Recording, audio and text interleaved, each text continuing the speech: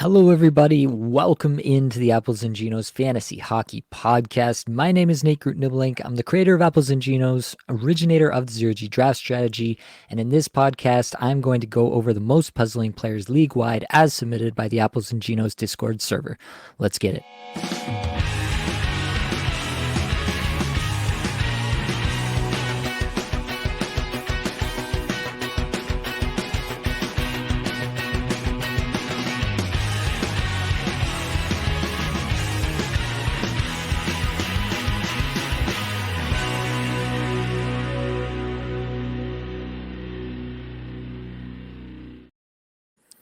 Hello, everybody. Welcome on in. It is another week of fantasy hockey. I am unironically streaming Joel Edmondson in a points league.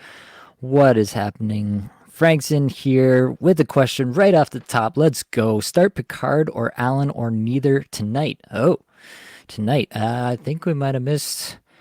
What time does this game start? Let's take a quick look. Okay, so they are not starting till 8:30. Okay, I thought both were at 8 o'clock. Picard or Allen or neither tonight. Um, I mean, if neither's an option, I kind of prefer that option. The Oilers are playing pretty well, though. Devils can always pop off. I think I would probably lean Picard. He's been pretty good the last couple of times out. I think I would lean Picard, but it's definitely not a dunk for either. Richard Habibi asks, which side wins in a Bangers Cats with face-off wins? Boldy and Jarvis or EP40 and Caulfield? That is quite the question. Boldy and EP40 versus Jarvis and Caulfield. That is very, very difficult. Bangers Cats with face-off wins. Very, very difficult. Honestly, that feels like a kind of a wash to me. Yeah, it's so hard to pick apart. Every time I think I've got something as a new angle that pushes it one way, I'm thinking of another that pushes it back. Yeah, Jarvis hits. Caulfield doesn't, but Caulfield's got probably more offensive upside, more goal scoring upside on the season. I would take Boldy over EP40 at this point, but it's close. Man, that is real close. That's probably a case where I'm looking at it and I'm saying I don't really think this changes my season. And so what am I actually trying to do here? If there's something with the positional eligibilities that helps you out there, then maybe you do it. But otherwise, probably not doing it. Last one says, hello, Nate the Goat. Hello to you. Toronto Dave's in here, as always, with the hashtag 0G. Appreciate you. Darian V, what do I do with Pettersson? We will get to that. It is definitely a hot topic for a lot of people. Mind Trip's going Picard or bust. All right, that's a stronger stance than I was willing to adopt, but there you have it. Frank says, thoughts on Zetterlund as fourth left wing moving forward, plus minus, banger league. As a fourth left winger, assuming this is at least 10 teams, maybe 12 or more. Yeah, I mean, in that kind of scenario, for sure, I think that makes some sense. The plus minus might hurt you, but yeah, I think everything else makes a lot of sense there. So yeah, I'd be okay with that. Obviously, Celebrini, we got some news. Celebrini's going to be back for Tuesday. That may demote Zetterlund from ever seeing the light of day on the top power play ever again. But that should also raise his profile, raise who he's going to play with on most nights in terms of his centerman every single night at 5v5. So it should help him out there. DJ Koopa, Peterka getting back on the top line. Yeah, that's one that we need to see, right? We need Peterka back on that top line. Zucker getting that top line and top power play treatment at the moment. I can't imagine that lasts, to be honest. I think Peterka will get back there. I think Blake said it too. Lindy Ruff has had some quotes about how he loves that top line so much. I think it was probably, something that they tried out in this one game. I think more than likely it comes back around. Bark says, you don't happen to know anything about having tinnitus in both knees and playing pro hockey. Do you? Asking for a friend. Tinnitus or tendonitis?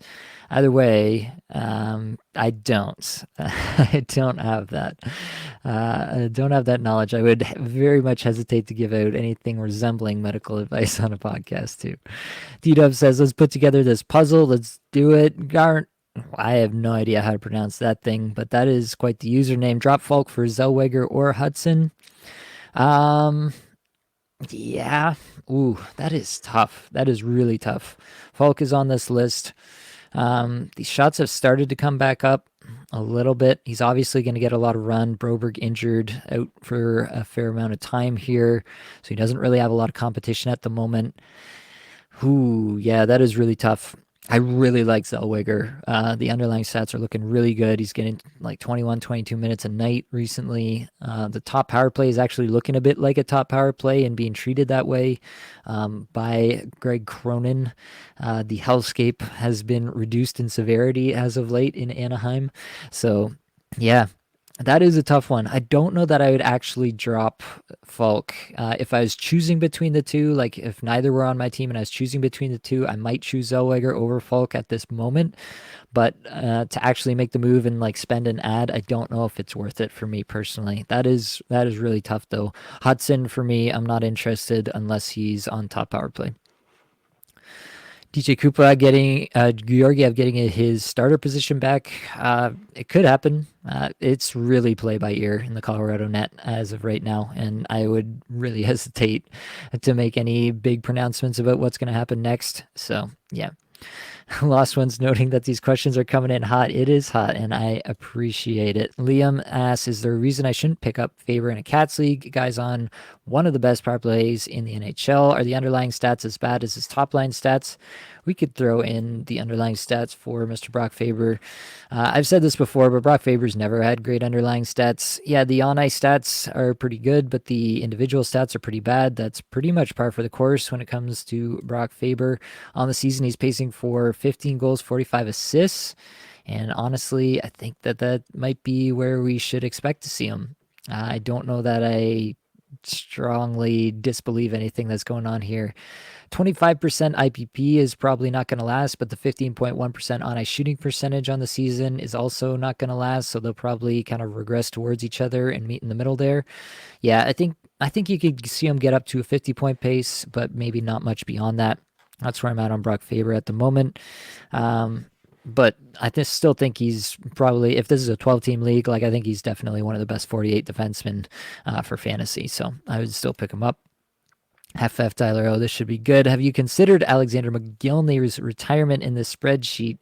His knees can't hear good. I have not. It's a critical oversight, not considering Alexander Mogilny's retirement. But we move on. Ledbang, is it too risky to move Mike Kaprizov for Matthews? Cacuffel's style scoring, including power play points. Including power play points actually does move things back towards Kaprizov. Massive, massive power play performer. I don't know that it's too risky. I would still probably take Matthews over Kaprizov at the moment. Underlying stats, like Matthews is first in the league in individual scoring chances for per 60 on the season, getting almost 21 minutes a night. Like the numbers are still fine for Matthews. I'm not worried about that. Yeah. I think I would still take Matthews, but it's much more of a conversation and more of a conversation when you're including power play points there. Brandon asked thoughts on Kane. Picked him up on waivers. Think it'd be a steal pickup. He's been good, not great. Can't decide if he's a drop or not. Yeah, I have Kane in one league as well, and it's been a similar experience for me. I still think he's probably better than most players you can pick up. But that being said, if there's like a priority streamer, somebody that might, somebody that might really pop off for you moving forward, if you think they've got good upside as well, I don't mind making that move if you need to. Michael Ryan, do you like Caulfield, Robertson, or Pettersson rest of season? Oh boy, that is a real tough crew. Wow. Yeah, that is a really tough crew at the moment. None of these guys, they all have their warts, right? Caulfield, probably the guy we expected the least from coming into the season. Robertson and Pettersson both not living up to their expectations in the early going. Wow. That is a really difficult question. I think they're all pretty similar in my estimation. It might depend on the league. Like in Bangers Cats, I might lean back towards Pettersson a little bit more. He adds a little bit more of that kind of stuff. If it's true points or points only, then it's much more of a conversation. Yeah, I'm literally trying to order these guys in my mind, and I can't do it. I think they're all probably pretty close in a tier in any kind of standard points setup that you might have. Yeah, I honestly don't know if I can do that for you. I think Robertson has the highest potential, but also most likely the least amount of deployment of the three. So, yeah, that is a really tough one. PB Stars, hey Nate, can we add Kirill Marchenko to the list? Underlying stats are concerning. We can absolutely do that. Why don't we just do it right now? We can talk about Marchenko. They are concerning. He does have 4 points in his last 5 games, averaging just over 17 minutes. But yeah, 278 shots per 60, 376th in individual scoring chances, 4 per 60. On ice numbers are not much better. And if you look, 340th on the season in individual scoring chances, 4 per 60. And this is a guy who's done this before. He's been a guy who can generate scoring chances. So to have him so low is pretty concerning. You can see the IPP up at 80%, 17.4% shooting percentage. The 11.7% on ice shooting percentage feels high, but it's not like crazy, crazy. But definitely the IPP and shooting percentage are really hot right now. Yeah, I want to see more from Marchenko at this point. I think we probably will. Like he's got at least some track record, but he's also got a track record of disappearing for stretches, and it could be another disappearing act before we get good Marchenko again. He could just be one of those guys who's kind of streaky. He could be that kind of Jeff Skinner model at times. So I'm watching it closely. I don't think you have to hang on to Marchenko with the underlying numbers as bad as they are. Chris Corbin, does your crystal ball have anything on Rusty for when he comes off the IR? I'm in a 16 team league. The guy has to be rosterable. Yeah, definitely rosterable in a 16 team league. I still think Rust is good when he's playing. But yeah, obviously he's got to play to be worth anything for fantasy. So yeah, definitely think he's gonna walk right back into 20 plus minutes. Like unless Raquel really goes off here for an extended period, which I really think is doubtful considering what we've seen out of Raquel over the last number of years. I think that Rust walks right back into 20 plus minutes a night and will be plenty useful. He asked, can we do Seth Jarvis to Nate by any chance? Let's do that, and then we will get into the meat of it here. We do have a big list of names. Oh, Seth Jones is not the one we were looking for there. Seth Jarvis, there we go. 2 goals, 5 points in his last 5, over 18 minutes, average time on ice, 44 shots per 60, 11th individual scoring chances, 4 per 60, feeling pretty good. 35th in Corsi, 4 per 60, 36th in scoring chances, 4 per 60, looking good under the hood there. On the season, just over 19 minutes average time on ice. Yeah, maintaining that individual scoring chances, 4 per 60, 14th in the league on the season. 57% IPP, 10.3% shooting percentage, 10.7% on ice shooting percentage on the season, resulting in a 25 goal, 65 point pace. I definitely think he's got more to give there. Yeah, 70 plus feels comfortable for Jarvis the way that he's producing at the moment. The underlying stats would support something like that. But yeah, there is a chance too that he regresses a little bit from this. Like this is probably the best stretch in terms of the underlying stats that he's ever put together to start a season for sure. So yeah, I think at the end of it all, I would feel pretty good about Jarvis as a 70 to 75 point player rest of the season, which is a little bit up from where I had him at the beginning of the year. So take it or leave it. That's where I'm at. Okay, we got to get into it. We got a long list. Let's dig in. Jared McCann was the most requested player here. Interesting that his average time on ice has gone up a little bit, but the production has fallen off a little bit. He's got just 3 points in his last 5 here, including just the 1 goal. So that's not quite as good as the early start. And he's also pointless in his last 3. It should be noted, like the Kraken as a whole have scored a single goal in their last 3 games. So it's not like McCann has been the sole problem here, but definitely hasn't helped things. That being said, he's been at 1837, 1828, and 1828 in the last 3 games in average time on ice. If he continues to get more deployment, I do think that things will turn around pretty quickly. 105th shots per 60, 189th individual scoring chances, 4 per 60 in the mid 200s, and Corsi 4 per 60 and on ice scoring chances, 4 per 60. Underlying numbers are not helping him for sure. Now on the season, even with that little bit of regression here, down to a 32 goal, 88 point pace. Yeah, he hasn't quite put together the underlying stats that he usually has. which is concerning. He's usually very efficient. You still see the efficiency showing up in the luck metrics, but not so much in the underlying stats.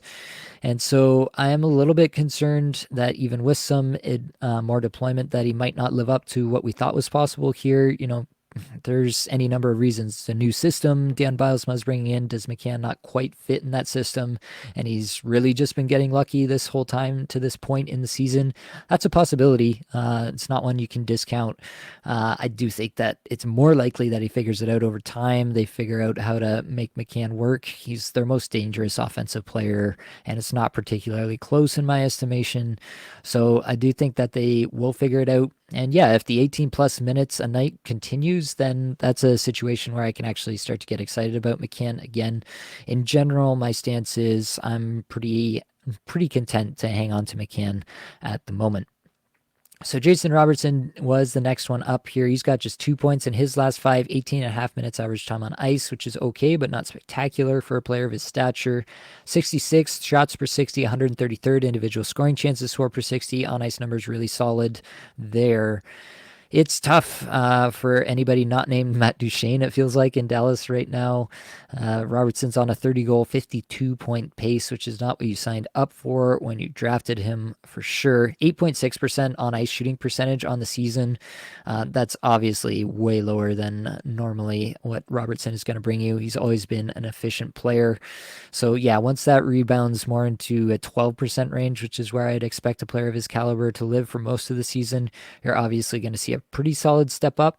But also, it does feel like as long as Pete DeBoer is happy to roll the lines the way that he is, you're probably just capped in terms of the true upside from Robertson. So I think he's probably in that point per game range, but I'm not expecting a whole lot more at this point. I projected him for 90 points. I don't know if he gets there anymore. So yeah, I'm adjusting expectations slightly, but definitely 52 points where he's at so far. That's going to improve. JJ Peterka is next up, just 2 assists, no goals in his last 5, still skating 20 minutes a night, 153rd shots per 60 and 242nd individual scoring chances for per 60. That's concerning for a player who's kind of made his bread and butter off of generating chances so far. Still, the on ice numbers not so bad. 21st in on ice Corsi for per 60, 127th in on ice scoring chances for per 60, which is a little odd. Usually those numbers are closer together in some ways, but still pacing for 33 goals, 66 points. I should look it up to see, but I imagine that I wasn't that far off of that as my baseline projection for Peterka. I think I was perhaps a little bit more cautious, as I usually am with breakout candidates in my baseline projections. Whereas Peterka here, I had him for 27 goals, 60 points. So yeah, not all that far off where his current season-long point pace is. And if you look at the underlying numbers, he's shooting at 18.2% on the season, 12.3% on ice shooting percentage, but 57% IPP. I think probably you get a little bit of a regression positively on the IPP, but a negative regression on the shooting percentage and on ice shooting percentage, and it probably evens out a little bit there. Overall, yeah, I think that maybe JJ Peterka is not going to be a 75 to point per game player this year. That was obviously the hope and the expectation of some people, but for me that wasn't the most likely scenario for this year. I do think that he's had a good start here, and we could see him get to that 65 where I had him projected at 60. So I think that that's definitely still within the cards. I'm not too concerned yet about this kind of slow stretch here. Obviously, him being on the second line is not going to help things, but maybe it helps out the next player on the list, which is Dylan Cozens. 1 goal, 1 assist, 2 points in his last 5 games here, just under 18 minutes average time on ice. A little bit better individual numbers for Cozens, 86 shots per 60, 94th individual scoring chances for per 60, but the on ice numbers are pretty bad. 140th in Corsi for per 60, but 260th in on ice scoring chances for per 60. Cozens just pacing now for 7 goals and 27 points on the season. Still, the numbers look good. He's got a 40% IPP. That's not going to sustain. He's got a 2.8% shooting percentage and 8.7% on ice shooting percentage. That's also not going to sustain. This is a guy I projected for 25 goals, 60 points. I still think that's possible, but it is concerning that basically no one else has really stepped up. They have kind of what you would expect to be the top line more often than not in Peterka. in Peterka, Thompson, and Tuck. And then Cousins is kind of left with a bunch of guys who are not really getting it done at the moment as his line mates. And so that's the biggest problem I see for Cousins. He's still getting top power play as of the last game, so that's obviously important for his ability to produce. As long as he's on the top power play, I'm going to have interest, but yeah, it might be a little bit harder for him to get to that 60-point threshold that I had him projected for if that continues. At the same time, I do still like the player. I think the individual metrics, I think he's doing the right things. It's been a bit more about the situation in my estimation, and he just hasn't been able to exceed it so far. All right, I'll do one more and then we'll get back into the comments. Lukas Dostal, yeah, what can you say about Lukas Dostal to this point? If the season ended today, would he be the Vezina winner? I think you'd have to at least give him a fair shake. 937 save percentage on 9 starts this year. It's only resulted in 4 wins, but that's definitely not his fault.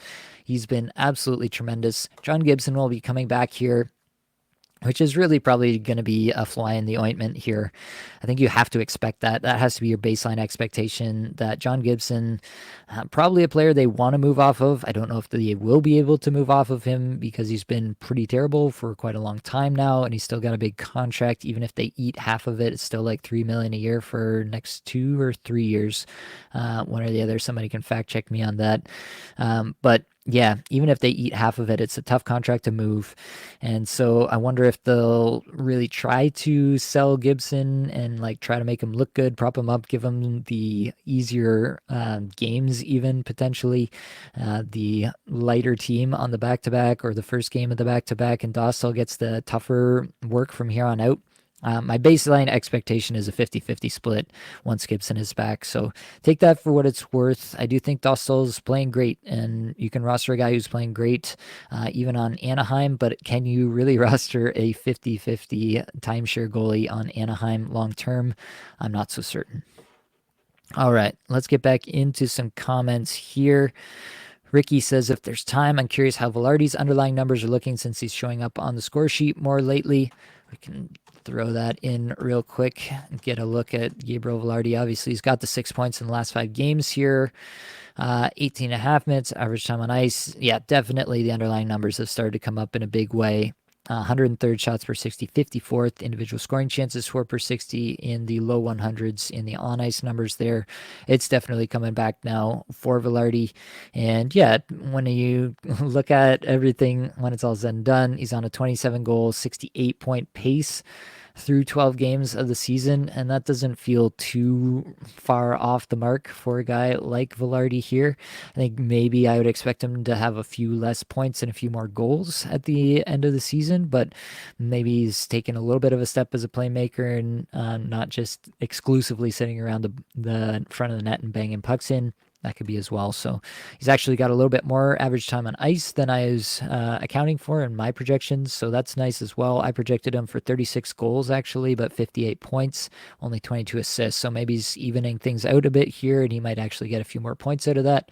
That could be as well. I don't want to discount that possibility.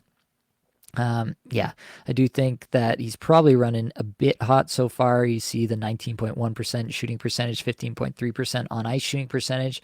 Don't know if all that lasts, but I do think that he has the potential to actually generate some more underlying stats here. As you see, it's improving in the last little bit. And then if he's able to do that, then that obviously raises the tide of what he might be able to do. And the luck metrics don't have to be so outsized for him to continue on at a pretty high pace. All right, let's take it back up all the way to Owen Tippett here, and then I'll get back into more comments. I'm going to try to keep up, but it is difficult sometimes, and I love it. I wouldn't have it any other way. Owen Tippett, 3 assists in his last 5, just over 16 minutes average time on ice, 184 shots per 60, 248th individual scoring chances, 4 per 60 in the mid 200s in the on ice numbers. Not good stuff from Owen Tippett at the moment. Yeah, it's a tough spot. He's on a 7-goal, 41-point pace now on the season. He's still chucking pucks, but the pucks are not finding the net. 3.5% shooting percentage on the season. It's a rough go right now for Owen Tippett. And yeah, it's hard to trust anybody in Philly at any point. just because of the torts factor. He's still there on what looks like the top power play. He's playing alongside Travis Konechny at even strength, which is as good as it gets in Philly. But things are not looking so hot for Tippett at this moment. Do I think he gets better? Yes. Do I think that he'll have another stretch like this at some point throughout the season? Also, probably yes. So that's where I'm at on Tippett. It's not a player that I was targeting. I know a lot of people fell in love with the high shots and the chance generation numbers, but he's always been a really inefficient player. He's never had a big time shooting percentage, and that always scared me away a bit because it really takes the shooting percentage increasing by a fair amount for him to really exceed expectations a lot. So yeah, I had him for 27 goals, 57 points on the season. And yeah, he might not even get that if this continues. So yeah, I mean, bangers leagues, he can still hit. He can still do that much for you, I guess. That part of his game, if that's not going away, then that's okay. He's run a little bit hot and cold with hits. Like he had 4 hits the last game, but nothing in the 2 games prior to that as well. So take that for what it's worth. Yeah, end of the day, I think I'm okay with Owen Tippett, but I'm not excited. I don't think you can be about just about anybody in Philadelphia right now with Torts in that situation. I just can't get behind it for too long. Yeah, that's where I'm at on basically everybody in Philly. So we can talk about Michkov here as well. He's got just 1 goal and 2 points in his last 5. And yeah, just under 17 minutes average time on ice. Similar to Tippett, he's on that power play. At even strength, he's been running with Tyson Forster and Sean Couturier, which isn't terrible, but again, it's okay. It's not anything that's going to help him, elevate his game all that much. 233rd shots per 60, 319th individual scoring chances, 4 per 60. The on ice numbers are better, but that's not what you want to see and not what you might expect from Michkov. The fact that the average time on ice is declining versus the season-long numbers there for Michkov, that's concerning to me too. Yeah, again, it's the Torts thing, right? So 4 games ago against Montreal, he plays 21-33. Then it's 15-36, 13-56, 15-15. If this is going to be the new normal for Michkov, then he's going to lose all value really quickly. Do I think that he's a good enough player that he can absolutely rebound? Absolutely, I do. I do think that that's very possible. But again, it's a Philadelphia player. You're basically signing up for this with any Philadelphia player. In my mind, is that they're going to have stretches where it feels like they're absolutely submarining every week for you, and then other stretches where it'll be good. And you just have to be okay with that variance in your lineup to roster anybody from Philly and be okay with the torts factor if you're going to do so. Let's go back to comments. All Things Hockey says, is EP40 even worth buying low? He looks so bad. Yeah, we've had enough Pettersson questions. I guess I could stop burying the lead and we could go down to Pettersson. I had him as the last one here just because it's such a big topic. But 1 goal, 1 assist, 2 points in his last 5. Just under 19 minutes average time on ice, 293rd shots per 60, 107 individual scoring chances, 4 per 60 is better, 145th Corsi 4 per 60, 130th scoring chances, 4 per 60. Yeah, it's just not ideal what we're seeing out of Pettersson at this moment and throughout the whole season. On the season, the numbers do not look better. He's on an 8-goal, 33-point pace, which is just horrendous. Playing with Connor Garland, Arshdeep Baines, that's not an ideal line for him. Obviously, he's still on the top power play, will always be on the top power play, basically as long as he's there in Vancouver. Yeah, I mean, 44% IPP will go up. The 6.7% shooting percentage will go up. The on-ice shooting percentage at 10.5 is probably even a touch low. You expect that to go up over time, but you're starting from such a low point here that you have to wonder how much better it would have to be for him to get anywhere close to returning the value that you had on him. Pettersson has just never been a guy that I've targeted. It's never worked out where I do my projections and he comes out being anywhere on my radar before he's drafted. So I've never really been big on Pettersson. I had him for 35 goals, 84 points on the season here.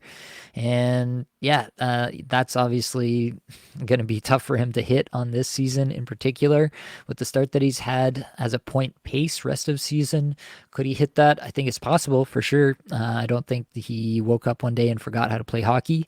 But I do think that there's something seriously going wrong either mentally or physically. It doesn't really matter to me which one it is. Both of those things can be equally problematic for a player at this level. But either way, I'm not excited about Pedersen. It would have to be a real buy low where I feel like, I'm getting rid of somebody that I'm not that attached to acquire Pedersen. I just don't know how much lower this thing goes. It feels like it could drag on even longer before it gets better at this point. And I just don't know if I'm willing to wait for it to get better. Yeah, that's where I'm at on Pedersen. I hope to be proven wrong on that statement, and I hope that he's back to point per game plus immediately from here on out. I hope this is like the podcaster's reverse curse or something like that, and he absolutely burns up the league from here on out. But yeah, you can't pretend that you're seeing something in the numbers here that's suggesting that Pedersen is going to be better all of a sudden. And yeah, that's where I'm at. Michael Rowland starting to panic on Justin Folk. What do I do? Do I drop for Wallman? He's been pretty invisible lately. Wallman is tough with Lil Jigrin. That was an odd thing. I looked this up. Um, Timothy Lil Jigrin has asked for his name to be pronounced that way after going to San Jose. Like, they pronounced it Liljegren in Toronto for years. Obviously, he was drafted by the Leafs, so he's only been there. And now it's Lil Jigrin that he's asking, like, it's the player asking for his name to be pronounced that way. So I'll try to remember. Obviously, I'm more pronounce somebody's name, call people what they want to be called, right? But that's gonna take some getting used to with Lil Jigrin. But as far as it relates to Wallman, it's concerning, right? That immediately, like literally the first game that Lil Jigrin shows up, that he's on the first power play over Wallman. They've already tried Jack Thompson over Wallman. It doesn't seem like Wallman has a stranglehold or even a tenuous foothold on the top power play unit in San Jose. And so I'm left thinking that, yeah, maybe I do just stick with Justin Folk. But Justin Folk's numbers have come up. We'll get to it in a minute here. Wallman's on this list as well, and his numbers do look good. Like, don't get me wrong, 22 minutes, 25th in shots per 60. The scoring chances are not as good, but the on-ice numbers are not bad. I don't think he's going to score 7 points in 5 games all the time from here on out, but I definitely think that Wallman can be useful. But it's still San Jose, right? Like, how good would San Jose have to be for Wallman to score 40 plus points without top power play in San Jose? San Jose would have to exceed expectations offensively by a fair bit rest of season. And I don't know if I'm willing to make that bet. Justin Folk, everything's laid out there for him. He just needs to kind of do the thing. And the numbers have been getting better. You see here 54 shots per 60, 25th individual scoring chances, 4 per 60. Those underlying numbers have been coming up after he started actually quite slow. And so I think I'm hanging on to Folk. I think that's my final answer there. Convicted Chiller says, worked out a trade sending Mark Stone for Draisaitl, but the league keeps vetoing it. Thoughts? First off, I would just say don't play in a league with vetoes. In all the leagues that I commission, it's just commissioner veto. Like, I have the only decision, and the only reason I would veto a trade is if there was proof of conspiracy, basically. Yeah, that's that's the best advice. Unfortunately, you kind of have to live in the league that you're in, and so that's where I'm at. You could try to see if you could add something to Mark Stone to make it more quote unquote fair and see if that could get pushed through. Obviously, I think you're crushing it if you're getting Draisaitl for Mark Stone. Leadbang is Tavares for Robo /Stammer /PD /Dahlin /Hyman, all slam dunks. GMs in my league seem itchy, and I'd love a steal, couple style with power play points. So you're trading away Tavares to get Robertson, Stamkos, Pedersen, Dahlin, or Hyman. I would take all those players over Tavares pretty comfortably. Yes. Yeah. So I guess there we found the line. That's where I'd trade for Pedersen.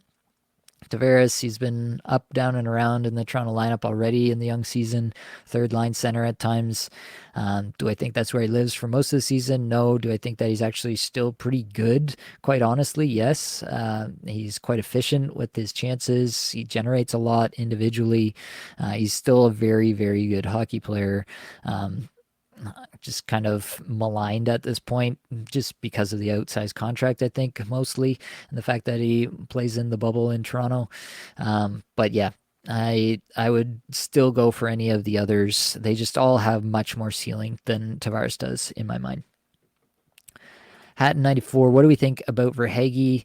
I'm a big Verhaeghe fan. I think the player is terrific. I basically have no problem with Verhaeghe. Yeah, I am totally confident in Verhaeghe rest of season. I don't have any major qualms about him. I can look up my projection for him at the start of the season. It is, where'd he go?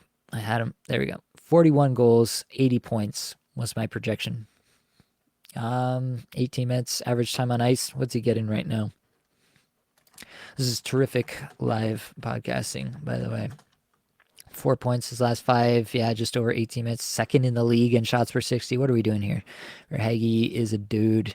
Yeah, absolute stud. I know he's only got a 51-point pace on the season, but Verhaeghe, I have absolutely no qualms about him. I think he probably gets to a point per game by the end of the season. So that's that. Adawan, hi, can you talk Brock Nelson, please? We can definitely talk about Brock Nelson. And you talk about Brock Nelson, you have to start with what's going on with the Islanders. Matt Barzal being out probably means that Nelson gets a bit more ice time, maybe. But yeah, he's still going to play with guys that aren't very good at playing the game of hockey. Last game here, he played with Palmieri and Tsiplikov at even strength. Tsiplikov has fallen off a cliff. He's been pretty terrible for quite a while now. He's on a power play unit with Palmieri, Tsiplikov, and Simon Holmstrom. That's not ideal either. He's not even alongside Bo Horvat or Anders Lee, who's really generating a ton of chances randomly at this moment. So yeah, Brock Nelson, I think he's a terrific player. You see it in the underlying numbers. They all look really good. Over 18 and a half minutes time on ice, 36 shots per 60, 12th individual scoring chances, 4 per 66. On ice Corsi, 4 per 60, 17th on ice scoring chances, 4 per 60 over the last 5. But I really question what the ceiling is for this player if Patrick Roy is going to keep doing this with all the lines. He can be terrific, generate a ton, and the pucks will still not necessarily go in just by virtue of the fact that he has basically no one to play with. So yeah, I have tempered my expectations on Brock Nelson. He was a player that I targeted for years because he was so terrifically undervalued by basically everybody in the fantasy hockey community.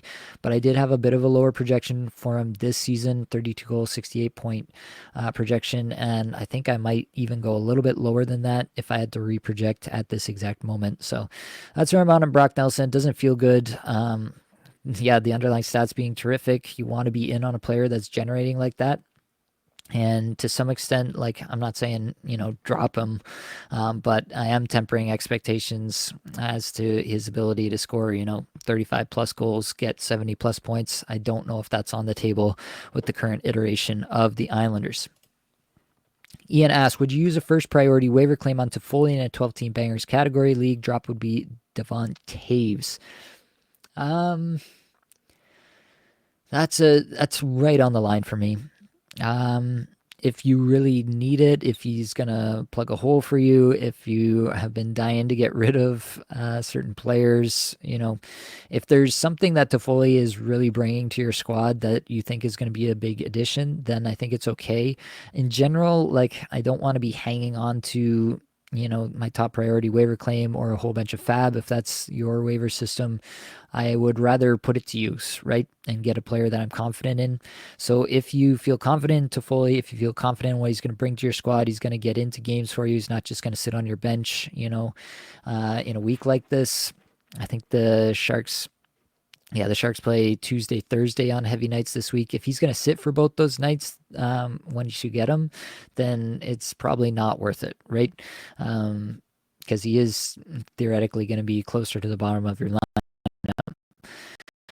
But if he is going to get in on those nights and you're expecting him to kind of be a hold for the rest of the season, then yeah, that's a good use of a first priority waiver claim in my mind. Reese's Pieces, what are your thoughts on Mike Matheson, his rest of season point projection with Hudson in the mix? Let's type over Brock Nelson here. Matheson, 4 assists, no goals in his last 5, 24 and a half minutes average time on ice. Underlying numbers are not great. 92nd shots per 60, 130th individual scoring chances for per 60. That's a spot where Matheson is usually actually pretty good. He usually does generate shots and scoring chances as a defenseman. 75th on ice Corsi 4 per 60, 39th on ice scoring chances 4 per 60. Yeah, the underlying metrics are not great on Matheson, which is concerning. And yeah, you do have Hudson there. The season is not going well for Montreal. So at what point do they say, let's just give the kid the top power play? Maybe they try to move Matheson at some point. If they do move him, he probably goes to a team that is not necessarily looking for a top power play quarterback because they probably already have one. That's part of the reason why they're doing so well and looking to trade for another defenseman. Yeah. Yeah, I've been like cautiously optimistic on Matheson because I do think at a base level he projects to do pretty well, especially when he is actually generating chances. He probably will generate a little bit more individually at some point throughout the season here, but yeah, the underlying numbers are not helping the case at this moment. There is cause for concern for sure with Mike Matheson. It's definitely not like a slam dunk for him to live up to the projection that I thought he would get to at the beginning of the season.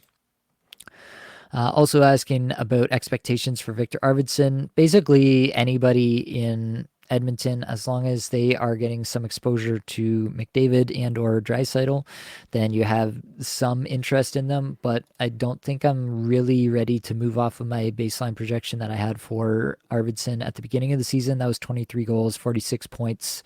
He's still going to shoot a lot, probably. He'll get that part of his game rolling a bit more. 238 shots on goal was my projection at the beginning of the season. 15 minutes average time on ice. That's where I'm at with Arvidsson until I'm proven differently when McDavid is back and we see what the deployment is like then. I mean, they went with Matthias Ekholm on the top power play over Victor Arvidsson. That should tell you something about the potential ceiling that this guy has or doesn't have, right? If that's the case, then you just can't be too excited about Victor Arvidsson in my mind.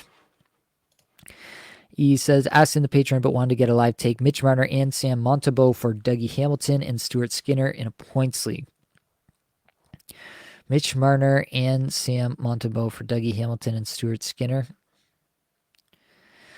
This probably comes down to what's your take on Dougie Hamilton and him retaining that top power play for the rest of the season.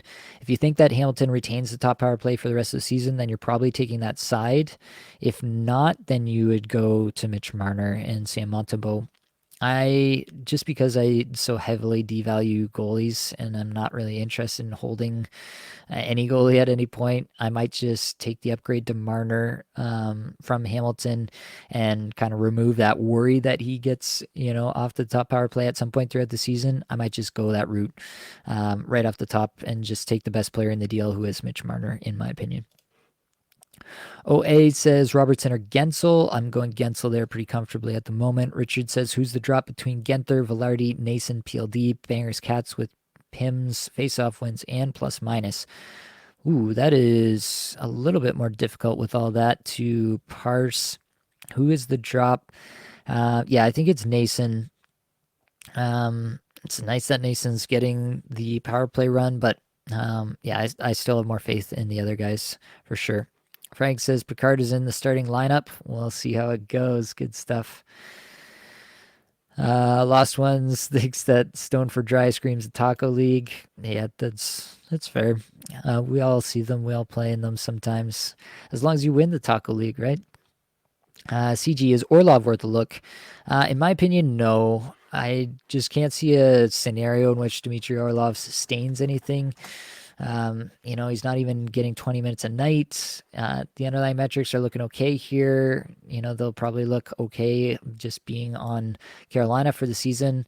He's got a 25 goal, 49 point pace. That comes with a 55% IPP. None of that's going to sustain. He would have to get more minutes. If he starts to get 22 minutes a night, then we can talk again about Dmitry Orlov. But until then, I'm not interested. Michael Roland says every player on the Islanders could get injured. Nelson still wouldn't be on power play one. It feels that way for sure. Lost Ones asks, is Lee for real? His underlying numbers are looking real good, but they always do. Yeah, they're looking extra good as of late for sure with Anders Lee. it is what it is. I don't know how much I really believe these numbers. Eighth in the league in individual scoring chances, 4 per 60 over the last five. First in the league in shots per 60 on the season. Yeah, that looks good, but again, it's a player that I don't expect to convert a whole lot either. And so even if he's popping off in the underlying metrics, what's the true upside? Yeah, I think he may be for real insofar as he could end up being a guy that you stream and hold in a little bit deeper league, but he's not, I don't personally view him as much more than a streamer still. Adawan says, I'll just pray Brock Nelson gets traded at the trade deadline. That's a fair take. Frank, drop or hold Riddick as my fourth goaltender. Kemper's my third. I would drop Riddick in a heartbeat there. CG says, best fantasy hockey content, period. Appreciate you. Stolar's a drop now that Wool is back. Binnington worth rostering. I don't think that Stolar's is necessarily a drop. I say this constantly about goaltender tandem situations. I'm trying to get 2 starts out of my goaltenders every single week. If they're not giving me that, then I'm willing to move off them pretty much any time. So yeah, that's the state I want to be in with my goaltenders. And so if Stolarz is not in a spot where he's going to give you 2 starts in a week, which could be as soon as this week, right? Depends who gets to start the next Leafs game here on Tuesday. So keep an eye out for that. I think he could be a drop, but he's still playing very well. But yeah, if he doesn't get the start here on Tuesday against Boston, are you really going to wait till Friday for the next chance against the Wings? I don't know if that's worth it. Depends what you can stream in. Yeah, always depends. It's the classic cop out there. Binnington worth rostering. Yeah, in a lot of leagues, Binnington's definitely worth rostering. Jan Lemmer asks, would you grab Brodian or Spurgeon for this week? Thanks for the content. No problem. I think I would go Spurgeon. Spurgeon's actually been okay. I don't know if you saw the overtime, but he had a nice little play there. On ice numbers are looking decent, just over 20 minutes average time on ice in these 3 games. Yeah, I think you could go Spurgeon. I don't think you're going to I don't know that he's going to be the reason you win, but he could be a part of a winning team, if that makes sense. CG says, thanks for your service. No problem. Edouan, do you follow the 2 starts rule for Cats Leagues too? Yes, I do. Yeah, I guess I should give a caveat because in the Patron League, which is a Cats League, I quite famously auto-drafted Jeremy Swayman, and I am holding Swayman even if he only has 1 start in a given week, so yeah, I'm just providing all the information, the self-declaration, the transparency that I'm trying to provide here. Yeah, there are some goaltenders that I think just by virtue of the fact that, Jeremy Swayman, they paid him a ton of money. He's not going to be let go from his starter's role anytime soon. So yeah, I would say he's an exception to that rule. But if you're in solid 0G territory, then yeah, basically that applies. If I'm not getting 2 starts, I'm probably moving off unless there are just other moves that I'd prefer to make that get me similar points. Michael Rowland, should I hold on to Drew in a points league or just rotate him out for my weekly streamers? It's been so hot lately, not sure if it's sustainable. We can look under the hood with Claude Giroux for a minute as well. Don't mind doing that. He's got 3 goals, 6 points in his last 20 minutes. Average time on ice, that is nice. 71st shots per 60, but 294th individual scoring chances, 4 per 60. 168th Corsi, 4 per 60. 259th on ice scoring chances, 4 per 60. Kind of all over the map there. On the season, pacing for 37 goals, 82 points, 19 minutes average time on ice, 73% IPP, 21.7% shooting percentage, of 14.3% on ice shooting percentage. I think Drew's probably a guy that you hold while he's hot and then you just let it go. Yeah, as soon as it tails off, as soon as they break apart that line or that line gets cold again, that line's just been so hot that I think you let it run as long as it can. Michael asks, what's your record in the Creators League so far? I hope you're doing well. Who's in the lead, if you're allowed to say? I'm not doing well. I'm having a terrible time in that league. Yeah, I can't get on track. I streamed Daniil Tarasov at the beginning of last week. I thought I was doing something. Then Merzlikins gets a start and has two terrific starts, earns himself a third start on the week, and Tarasov comes in and lays an absolute egg, minus 6 points or something I got out of my full week-long Daniil Tarasov stream. So RIP me, that was obviously a pretty terrible decision on my part. So I'm doing it to myself, but also the team kind of fell apart. It was a weird one. But yeah, the league overall, let's see what we got. Fantasy tips and TJ stats are 4-0 at the moment. They're at the top of the league right now. I'm in 7th. Yeah, just outside of the playoffs right now. And I hope to be better. I believe that I will be, for what it's worth. WMW Animations. Do you think Jake Allen is a decent 0G option? Pick him up for his games. Mr. Skinner on waivers trying to recover. I tend to not like goaltenders like this who have a quote unquote starter in front of them that we still feel is going to be the starter. Like Markstrom started, 3 straight before this game? Yeah, I don't like. 0G to me is trying to find guys who are actually going to get multiple starts in a row, trying to find guys that you can hang on to. It's not about getting good single game streams. That's not what 0G is, in my opinion. I think my opinion probably carries some weight in that regard, but take that for what it's worth, I guess. That's where I'm at. So yeah, like I don't mind like single game streaming Jake Allen, especially against bad opponents, but he's not a 0G target in the sense of the word that I would define it. P.S. I miss Russ Colton every single day. Thank you for recommending Boldy in the offseason. No problem. I'm happy that's working out for you. Frank, thoughts on Jake Middleton as a 6D in an 11-team roto? Assuming this is some sort of bangers setup. If it has hits and blocks, I think that's fine. WMW Animations back again. Watched all of your divisional previews with Blake. He recommended Kaprizov as a legit top 10 pick. Had 8 overall. Took past regretting it so far. Great call, Nate. Finger on the pulse. Yeah, I mean, it's early. I'm desperately trying not to take my victory laps just yet. We still got lots of season to go. All right, we got to get back into these. I'm going to have to speed run through some of these players to get us there, but we can do it. 4 goals in the last 5 games for Cole Caulfield. 18 minutes average time on ice. 97 shots per 60, still in that range. 63rd individual scoring chances, 4 per 60. Yeah, I mean, it's kind of a weird stat line for Caulfield for sure. He's got 10 goals, but only 11 total points. So he's on a 68 goal pace, but only a 75 point pace. Overall, I mean, I don't feel some type of way, really, about Cole Caulfield.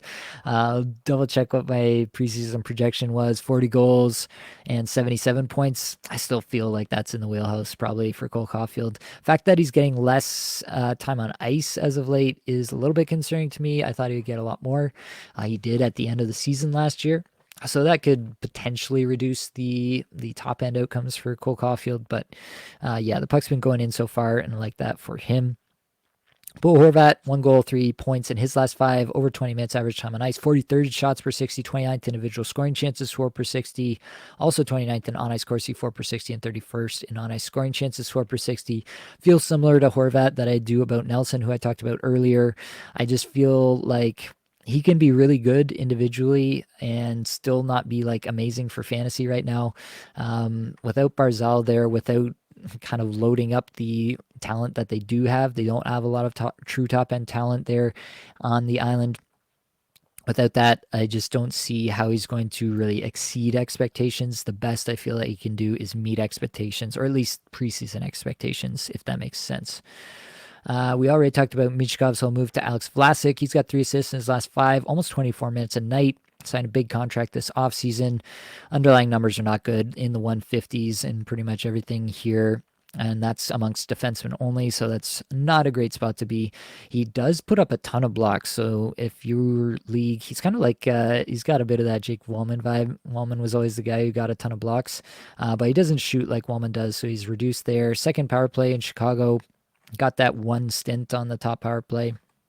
That was probably a one-off. Yeah, I'm not like excited about Vlasic. He's probably like a 30 to 35 point defenseman with a bunch of blocks. So do with that what you will for your league. Already talked about Wallman, so I'm not going to rehash that one there. Jack Eichel, 1 goal, 5 points in his last 5 games here, 19.5 minutes average time on ice, 76 shots per 60, 126 individual scoring chances, 4 per 60, 148 Corsi, 4 per 60, 102 scoring chances, 4 per 60. On the season, Eichel is pacing for 20 goals, but 109 points. I think we probably get more goals, but maybe a few less points in total on the season. The 18.8% on ice shooting percentage, that's probably going to come down. That's definitely going to come down. But he could actually get a little bit more in terms of the IPP. And so I think that there's a solid chance that we get a good season. Obviously, we expect to get a good season out of Jack Eichel. He's kind of in the range where I thought he'd be time on ice wise. So I think I'd probably relatively stick to my preseason projection, 38 goals, 87 points, somewhere in that range. I do think he'll probably get back to about that spot. Barbashev here as well, shooting 30%, 16.7% on ice shooting percentage, 80% IPP. None of that is going to sustain. Yeah, he can be more efficient than he's ever been before if he's going to stick on a top line with Eichel all year and yeah, just have a good season that way. But I don't feel excited about Barbashev. If you can sell high on him, I would at this point. He's not on the top power play. They have Dorofiev there who's lighting it up. So yeah, that's where I'm at on Barbashev. I think he's a pretty obvious sell high if you can. Matthew Tkachuk, 3 goals, 5 points in his last 5, just under 18 minutes average time on ice over the last 5 there. 50th in shots per 60, 202nd individual scoring chances, 4 per 60, 79th on ice Corsi, 4 per 60, 124 in on ice scoring chances, 4 per 60 on the season, pacing for 31 goals, 82 points. That's fine, but it's not what you hope for when you drafted Matthew Tkachuk by any stretch of the imagination. The underlying numbers kind of look okay. He probably gets a higher IPP, but the rest looks kind of normal-ish. And yeah, it's really the ice time. 17.5 minutes average time on ice on the season is just not something you're expecting for Matthew Tkachuk. It really does seem like they're just willing to kind of roll things in Florida. They can win games without overtaxing their top players, and Matthew Tkachuk seems to be the primary target of that lack of deployment so far. I had him projected for almost 19 minutes a night, and that was getting him to a 96-point pace. So yeah, this feels in the wheelhouse. If he's only going to get 17 and a half, maybe like an 85-point pace is where I might bring Tkachuk down to 85, maybe with some upside to 90 with some good efficiency. But yeah, it's definitely something to monitor. If he's not going to get up there in terms of the time on ice, then you have to adjust your expectations. Moving over to St. Louis, we've already talked about Falk, but we can talk about Buchnevich and Kyrou here, both with 1 goal, 2 assists, 3-point lines in their last 5. Just over 17 minutes average time on ice for Buchnevich, just over 18 for Kyrou. Kyrou's got great underlying numbers, and Buchnevich has terrible underlying numbers, basically refusing to shoot the puck, it looks like. Yeah, it's a weird spot for both of them. I think a lot of this might have to do with Buchnevich basically playing out of position at center. I know he's like theoretically capable of it, but I don't think it's a good spot for him. And with Robert Thomas out, that's where he's playing. So it's hard to anticipate things changing in a good way for Buchnevich until Thomas is back, quite frankly. But I think Kyrou should be fine. He should be better than he has been so far. And that would be my base expectation moving forward. All right, David Pastrnak, we got to talk about. We talked about Pastrnak a little bit. The fact that Montgomery sat him today. Pastrnak had like kind of it felt a little bit cryptic the way he said it. Maybe I'm reading too much into it. That's entirely possible. But he said something like, the guys know how I feel or something like that. I got to find this. that was a bad turnover. I just want to move forward. I don't want to be a distraction to our team. The guys know how I feel about them here. It's a bad play. I take accountability already moving forward. It felt a little bit like he was like apologizing to the room, but like specifically not mentioning Montgomery. Maybe I'm reading too much into that just because there's been so much weird stuff coming out of Boston the last little bit, and because I'm rapidly becoming not a Jim Montgomery fan. Maybe that's just my bias against the Bruins in general showing up, but I do like Pasternak. He's an absolute beauty. 40th in shots per 60. Like Pasternak is an absolute animal. Always has been, always will be. I'm never concerned about Pasternak. I'm just concerned about the fact that like Elias Lindholm is the most common line mate so far. 18 almost 19 minutes.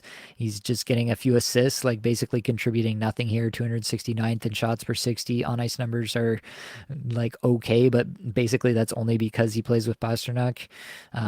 Yeah, it's really tough to envision Pasternak getting 105 plus points again if this is the Boston Bruins that we are to expect moving forward.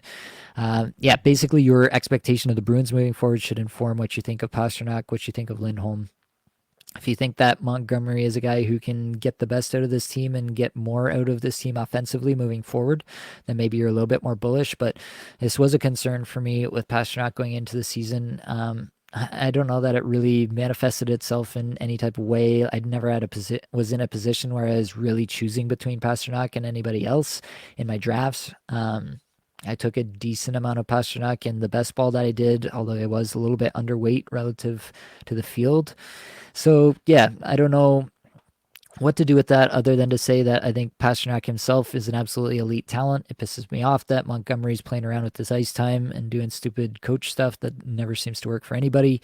I just think that the most likely case now is that Pasternak has a little bit of a subdued season this year, just based on the fact that yeah, the coach is dicking around with his ice time, and he himself has feels like nobody to play with at this moment.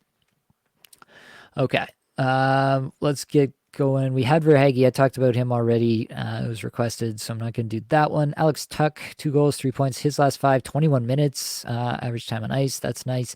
98 shots per 60, 169th individual scoring chances, 4 per 60, 110, Corsi 4 per 60, 135. Scoring chances, 4 per 60 on the top line, but not on the top power play, which is kind of crucial. Basically, with anybody that we like for fantasy, right? I think that, yeah, in the current setup, he's now on pace for 27 goals, 68 points. In the setup as it exists right at this moment, with him not being on the top power play, I feel like that's a baseline expectation that you can get behind with Alex Tuch. But I do think that if he's on the top power play, you can expect more. So that's where I'm at with Alex Tuch. I'm still in on the player. Ryan Nugent Hopkins, 1 goal, 2 assists, or 2 points rather, in his last 5, just over 19 minutes average time on ice. Underlying metrics never look really good with Nugent Hopkins, but even the on-ice metrics are not that good, and they should be better playing on the Edmonton Oilers. He is just not having a good season right now. I don't know if there's something going on with Nugent Hopkins, but it really does seem like he's really struggling, especially at 5v5 right now. I'm not excited about Nugent Hopkins. He can't be at the moment. It's most likely that he rebounds at some point, but we need to see some proof of that before I'm going out to acquire him or try to buy low or anything like that. Mitch Marner has a goal and 7 points in his last 5, 22 minutes. Average time on ice, 91st shots per 60, 138 individual scoring chances, 4 per 60, 235th in on-ice Corsi, 4 per 60, and 111th in on-ice scoring chances, 4 per 60 is not ideal. On the season now, Marner 13 goal, but 88 point pace. He's shooting 5.6%. Like, that's where it's at. 9.6% on ice shooting percentage. All that's going to regress positively. And you're going to end up with a Marner that should get close to 100 points as a point pace, at least, rest of season. And the last one on the list, and then I will get back to the comments that we've had here. Martin Necas. 4 goals, 8 assists, 12 points in his last 5 games. Absolutely nuclear stuff from Martin Necas. Just over 18 minutes average time on ice, 98 shots per 60, 154th individual scoring chances, 4 per 60, 25th in Corsi, 4 per 60, and 43rd in scoring chances, 4 per 60. Yeah, what can you say? Blake is absolutely taking some victory laps on this one. He should be 49 goal, 148 point pace so far on the season for Martin Necas. Yeah, the I told Blake this yesterday off camera. I said, I think Martin Necas has to be the biggest sell high in the league at the moment. Obviously, it depends on your league's market. You have to be able to actually sell him high. Like someone has to actually be believing that he's going to be this monstrous point producer from here on out for that to actually work. But yeah, uh, maybe I can get behind the 78% IPP. Maybe I can get behind that because, if he's playing with players that just aren't as good with him at even strength, then maybe he just has a really high IPP because whenever the puck's going in the nets, because he did something about it, right? That's definitely possible. I'm playing with Kakanyemi and Robinson right now at even strength. Yeah, suboptimal to say the least there. But 27% shooting percentage, 17.8% on ice shooting percentage, none of that is sustainable. If he was also getting like 20 plus minutes a night, then I might have a little bit more excitement, but he's doing this mostly through massive efficiency. The individual numbers, I would say, are good, not great in terms of the underlying stats. Basically, I think your baseline expectation has to be some pretty significant regression here. Do I think that he can be a 70 plus point player rest of the season? I think that's possible. I still don't honestly know if that's the most likely scenario moving forward. And so, yeah, I do think Necas is probably a pretty solid sell high candidate at the moment. All right, back to the comments. Um, are we still on the JJ Peterka choo choo train? Mention Peterka closer to the top of this episode here. Yeah, I like Peterka. He's down on second line at the moment. I think that comes back. I'm not dropping him yet. CG saying that Nason scored again. I have not been keeping up with the scoreboard here. Do we get a goal here? All right. Is it on the power play again? Doing the thing, Stefan Nason. Who'd have thunk it? Interesting stuff. No, it wasn't on the power play. Interesting. Yeah, it's good stuff for Nason. Again, don't really think that I'm expecting Nason to have some kind of massive breakout season at this point. Sasha Peck, thoughts on Connor Bedard production this year? Took him over Timmy Stu and Kyle Connor. Didn't think the gap would be so high. I'm not really concerned about Connor Bedard. I didn't project him to have some kind of huge breakout. I know that he was a popular guy that people were expecting to have some kind of massive like 100-point breakout. I thought that was possible, but he's still a guy whose best line mates are going to be Tyler Bertuzzi, Teuvo Teravainen, Taylor Hall on any given night. Like it affects your total point output. There's no two ways about it. You will not achieve a lot of those heights. The reason that you get those heights out of a lot of players is they have good line mates. You see the symbiotic relationship with Marner and Matthews. You see it with even like JT Miller and Brock Besser, right? Like that's still something there. And he's got Quinn Hughes on the back end. Yeah, it takes a full team to really unleash the true top end potential. That being said, I'm not really concerned about Bedard. I had him projected for an 83 point pace, 37 goal pace on the season, and I still don't feel all that differently about it. The average time on ice is looking right in line. It's just the 6.7% shooting percentage. That's going to bounce back in a pretty solid way here. Probably double that, honestly. For Bedard would be my expectation, and then he would be kind of right back in line with my original projection. So that's where I'm at on Bedard. Sports and stocks, any guys you had high hopes for that you've lost a little bit of hope in, or is it still too small sample size? Connect me, for example. Interesting question. Yeah, I guess Pasternak would be one.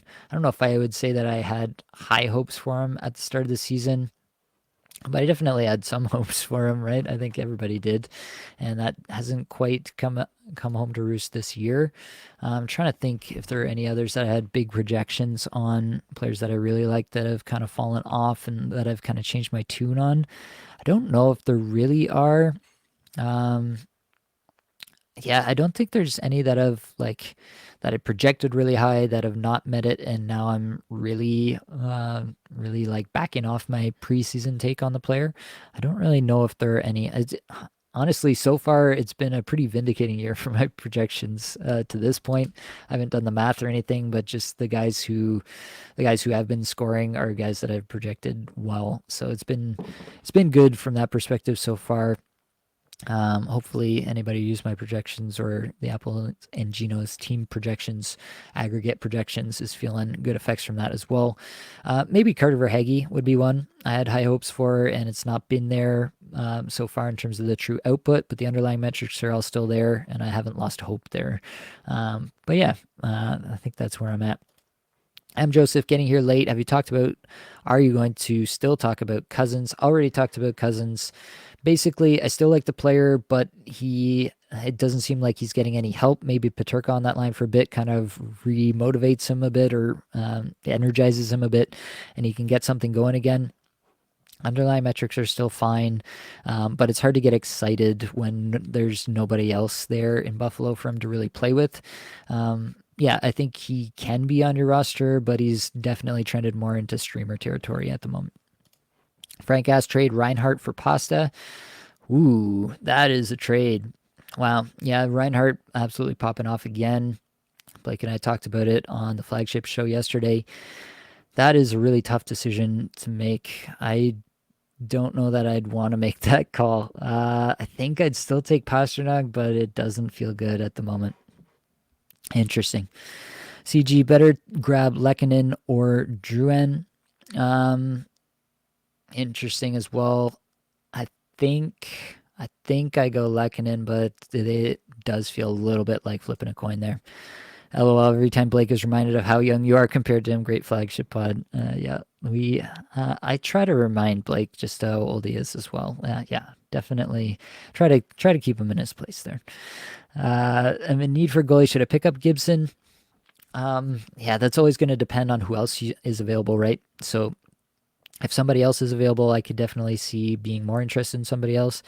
It depends. It depends so much on who else is available. I'm trying to think who else that I would take over Gibson at the moment. There are a lot. I don't view Gibson as some sort of savior. I don't think he walks right back into the majority of starts for the Ducks. I think Dostal's play has earned him at the very least a 50% share there.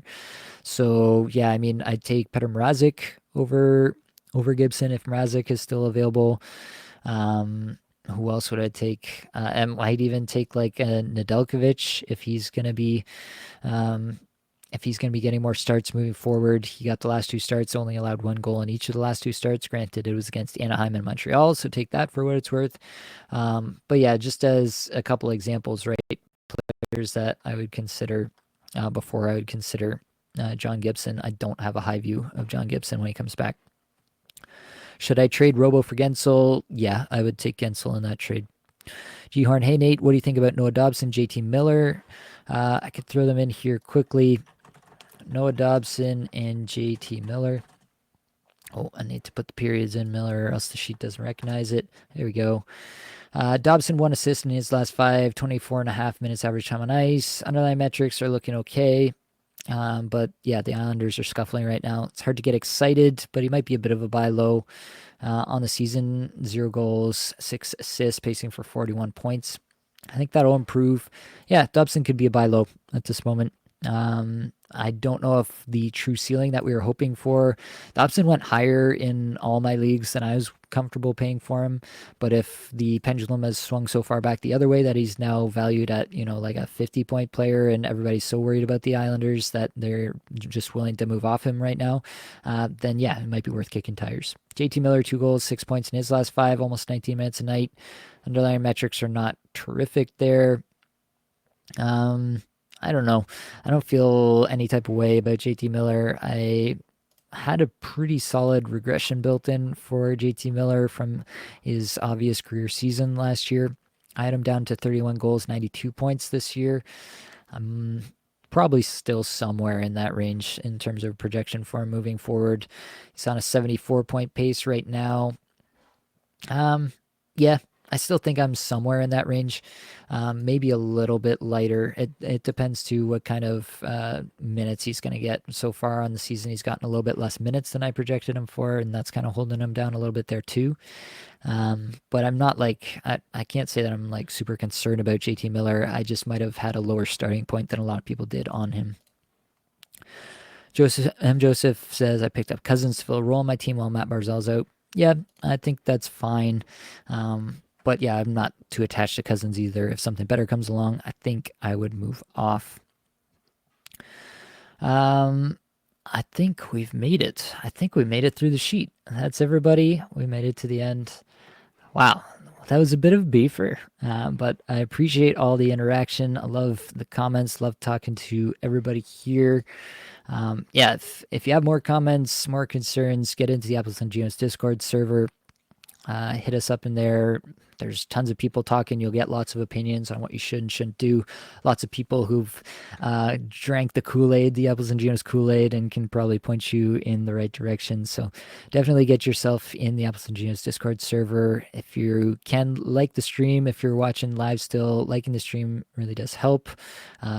Rate, review, subscribe, whatever you can do on whatever platform you're getting this content.